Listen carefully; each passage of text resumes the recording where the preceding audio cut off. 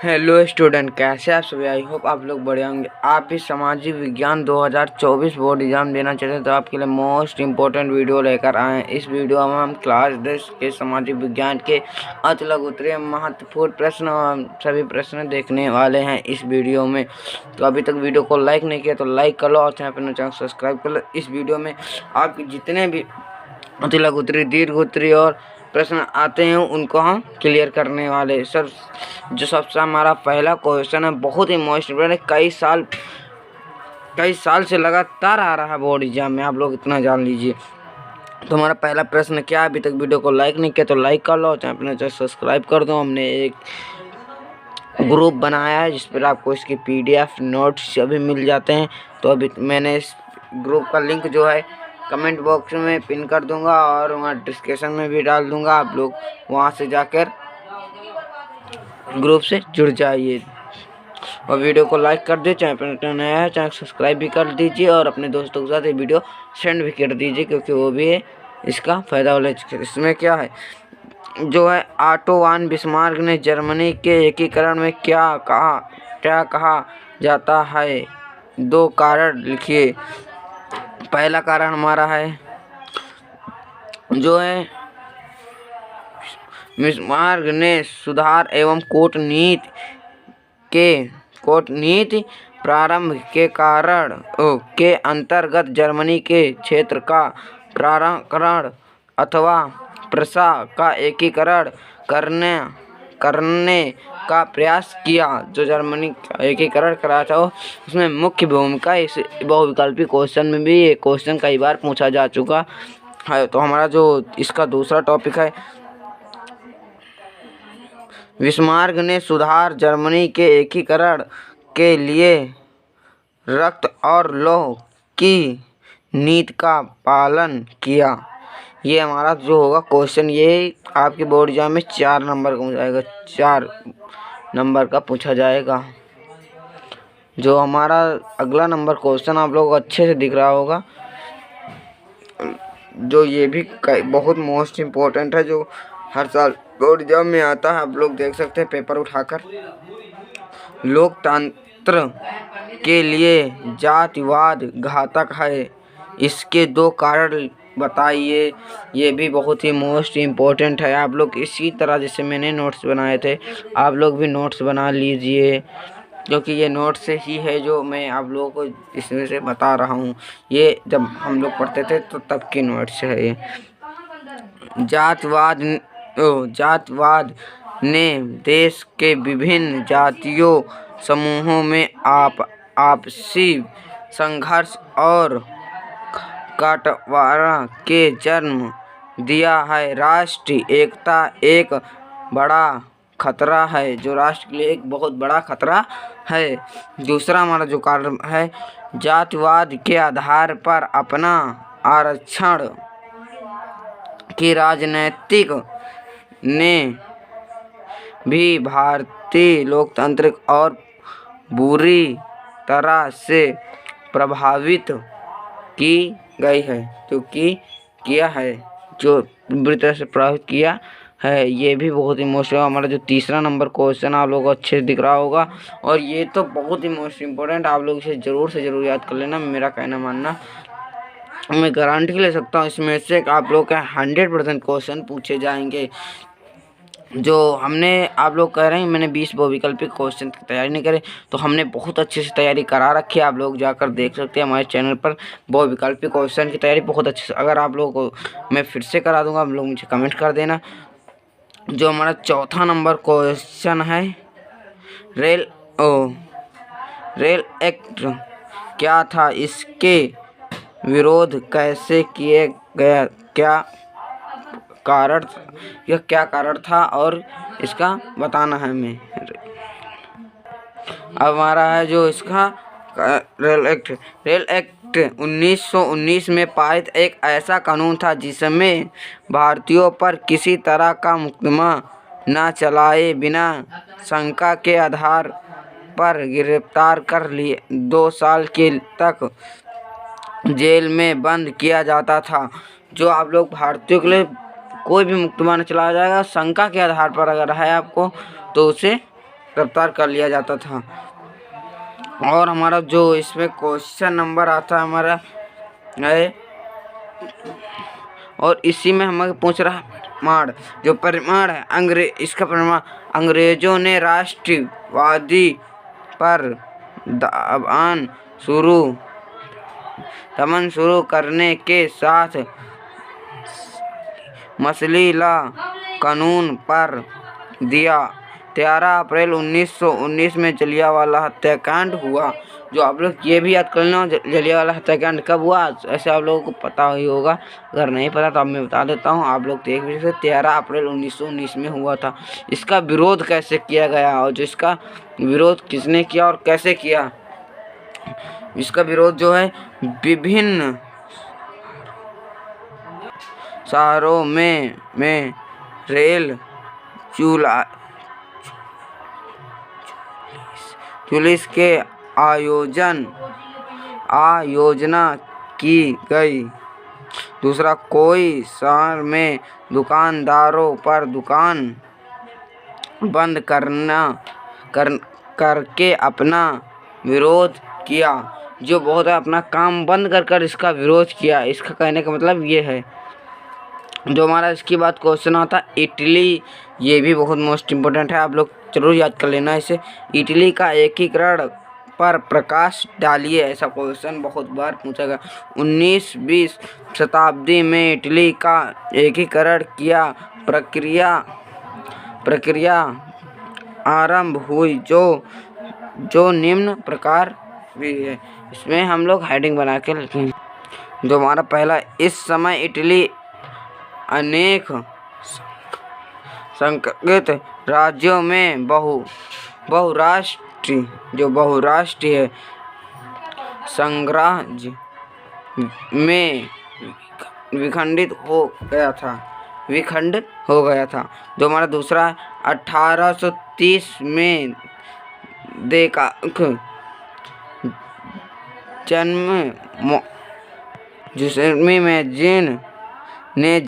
Italy ने एकीकृत करने के लिए सबसे जल्दी प्रयास किया। और इसके बाद हमारा जो है सार्डिनी पीढ़ी के प्रधानमंत्री कपूर ने इटली के राज्य पर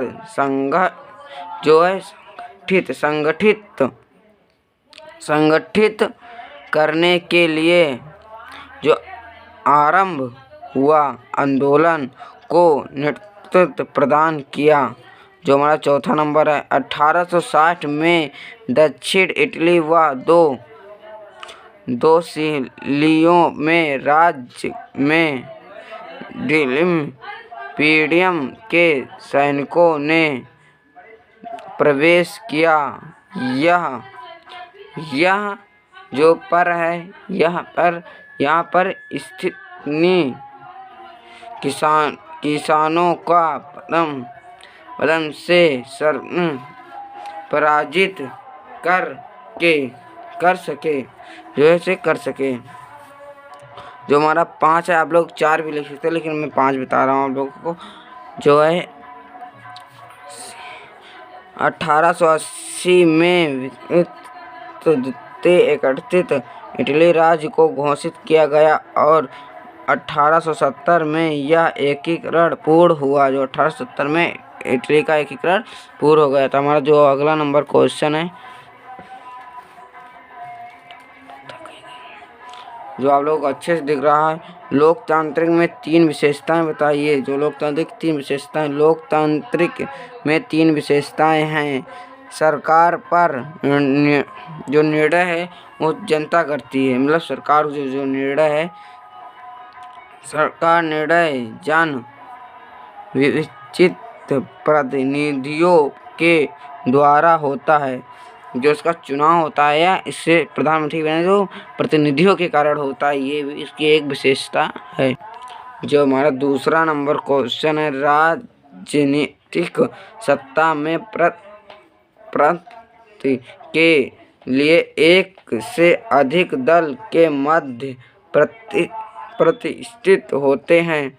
जो तुम्हारी तीसरी है, चुनाव सार्वभौमिक व्यक्तित्व मत अधिकार के आधार पर समय समय पर होता है। हमारा जो क्वेश्चन है अगला, जो नवीकरणीय व अनवीकरणीय संसाधन में अंतर स्पष्ट कीजिए। ये भी क्वेश्चन कई बार आपके बोर्ड एग्जाम में आ चुका है। जो उत्तर होगा, यह संसाधन जिन भौतिक, रासायनिक, यौगिक प्रक्रियाओं द्वारा नवीकृत या पुनः उत्पन्न किया जा सकता है उन्हें नवीकरण संसाधन कहते हैं, और मिट्टी, जल आदि। ये हमारा है जो अगला, जो इसमें अंतर बताना था, अनवीकरणीय। जो है अनवीकरणीय क्या है? संसाधन। इन संसाधनों का विकास एक लंबे भू विज्ञान अंतराल में होता है। खनिज और जीवाश्म ईंधन इस प्रकार से संसाधन के उदाहरण हैं। इनके बनाने में लाखों जो है वर्ष लग जाते हैं। ये अनवीकरणीय कहलाते हैं। उदाहरण के तौर पर मैंने क्या है, खनिज और एवं जीवाश्म आदि जो है। तो हमारा जो अगला नंबर क्वेश्चन, इसमें तीसरा लिखा है पर है नहीं, मतलब मैंने ऐसे ही लिखा। भारत के लोग द्वारा ऊर्जा के किन्हीं दो स्रोत का प्रयोग किया जाता है, ज्ञात कीजिए। आज से 50 वर्ष पहले असंभव हो सकता है। क्या है? संभव नहीं हो सकता है। जो इसमें सबसे पहले आएगा, ये क्वेश्चन बहुत इम्पोर्टेंट है, आप लोग इसे जरूर याद कर लें। इसमें जो सबसे पहले आएगा वो होगा मैं कोयला, खनिज, प्राकृतिक, ऐसे तमाम आएंगे। कोयला का प्रयोग ईंधन के रूप में तथा उद्योग में उचित मूल इंजन जिसमें कोयला का उपयोग होता है। अब हमारा जो खनिज तेल का उपयोग सड़क पर साधन चलते हैं, जिसे हम लोग परिवहन, जहाजों, वाहनों आदि में किया जाता है। तेल का उत्पादन करने डीजल, मिट्टी का तेल, पेट्रोल आदि प्राप्त किया जाता है। जो प्रकृति की देन है, उसमें प्राकृतिक हम कहते हैं। प्राकृतिक गैस का भी अब शक्ति के साधन के रूप में बहुत प्रयोग किया जाने लगा है। गैस को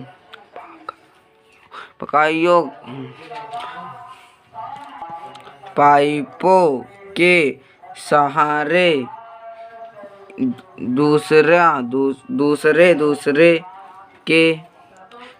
दूसरे स्थानों तक पहुंचाया जा सकता है।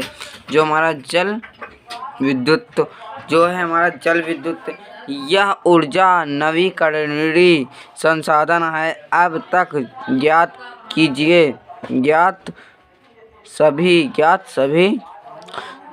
सभी संसाधनों में वह सबसे स्रोत है। इसका प्रयोग घर घर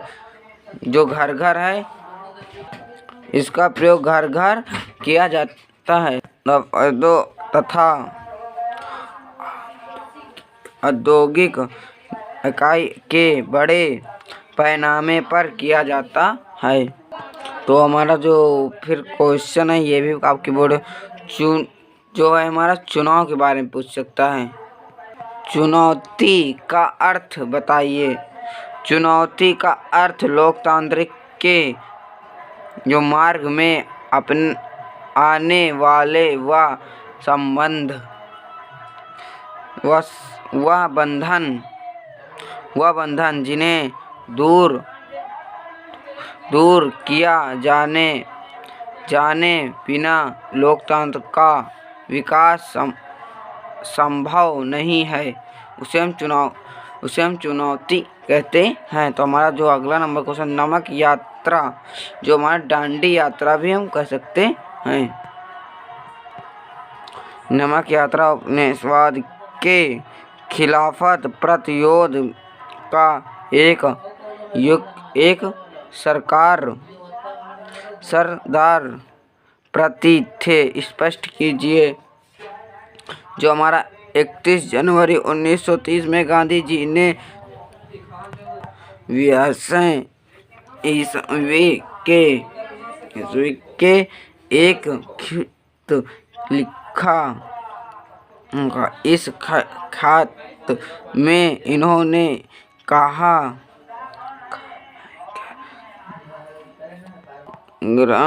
के मांगों का उल्लेख किया। इन्होंने कुछ समान मांगे थी, जबकि कुछ मांगे उद्योगपतियों से मिलकर किसान तक विभिन्न तबकों से जुड़ी हुई थी। इसमें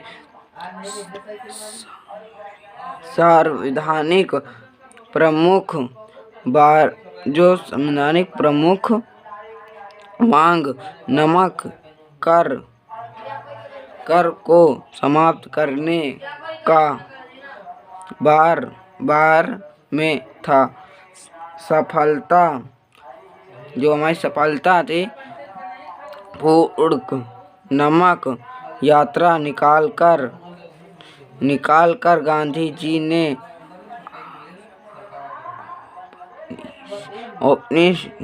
के ब्रिटेन सरकार को अपना सत्याग्रह के तारीख में उत्तर दिया। गांधी यात्रा वाहन ने क्या सबसे बड़ी प्राकृतिक थी।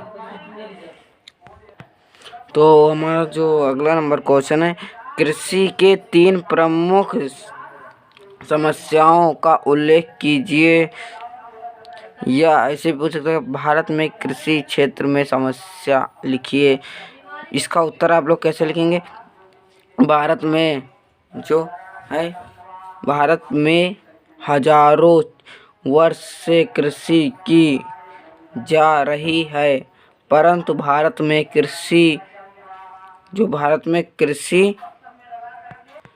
कृषि पिछड़ेपन के लिए निम्नलिखित कारण हैं। जो निम्नलिखित कारण उदित हैं। जो हमारा जो पहला कारण, भूमि की उपजाऊ शक्ति कम होना, ये भी एक कारण है। भारत की कृषि भूमि पर हजारों वर्ष खेती की जा रही है, जिससे भूमि की उपजाऊ शक्ति कम हो गई है, ये भी है। और हमारा जो अगला नंबर क्वेश्चन है, जिसे हम हेडिंग कहते हैं, ये क्वेश्चन ऐसे नहीं पूछा जाएगा, ये हेडिंग के हिसाब से मैंने लिखे, लेकिन ये क्वेश्चन पूछ सकता है, मृदा अपरदन किसे कहते हैं, मृदा अपरदन क्या है, मृदा अपरदन किसे कहते हैं, या ऐसे क्वेश्चन पूछ सकते हैं। भारत कृषि के पिछड़ेपन का अलपन बना कारण मृदा अपरदन, पेड़ के काटने, पशु द्वारा अधिक आय के प्राणी तथा हवा के तेज बहाव के कारण मृदा अपरदन तेजी से होता है। मृदा अपरदन तेजी से हो रहा है। जो हमारा अब की क्वेश्चन है, और ये लास्ट क्वेश्चन है, मैंने काफ़ी लंबा वीडियो कर दिया है। भारत में विदेशी व्यापार के 3 विशेषताएं बताइए। एक देश से उद्योग की स्थापना व संरचना कर जो संरचना करता है जिससे